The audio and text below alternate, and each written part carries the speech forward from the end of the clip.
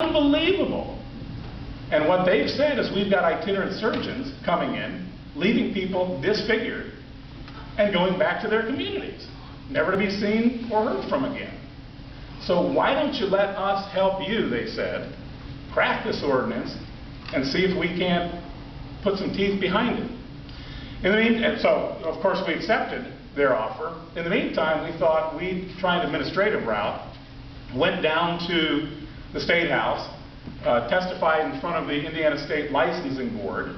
Unfortunately, you've got about 10 doctors who sit on that board who are paid, I think, a $50 a day stipend for being there, who frankly would have at that time rather not been there. And consequently, I don't think we got the just desserts. When I left, I did find out that we made the case.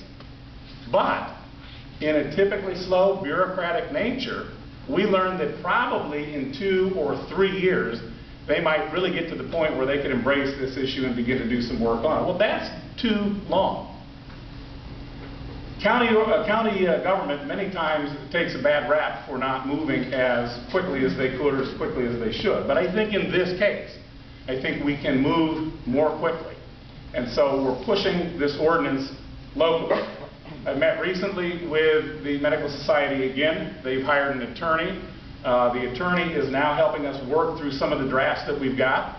The draft really calls for all office-based invasive procedures to be performed by somebody who's got admitting privileges either in Allen County or an adjoining county. And if there is somebody who's coming from outside, then they've got to have backup. They've got to have backup within the hospital from a physician who has admitting privileges. That's the point that we've gotten to right now. Now, where do we go from here? It's my hope that by the middle of March, we've got an ordinance that we can actually vote on in this county. Why do we want to vote on it in this county, outside of some of the reasons that I already talked about? Frankly, if the state legislature begins to see Du Bois County with an abortion ordinance, with Vanderburgh County with an abortion ordinance, and now Allen County doing something a little bit differently, I think they're going to be forced into a position where they're going to have to say, before this thing gets out of hand, we're going to have to do something to unify this at the state level. So if we can help push from below, it certainly makes sense to me to try and get it done that way. Again, I think we can get it done a little bit more quickly.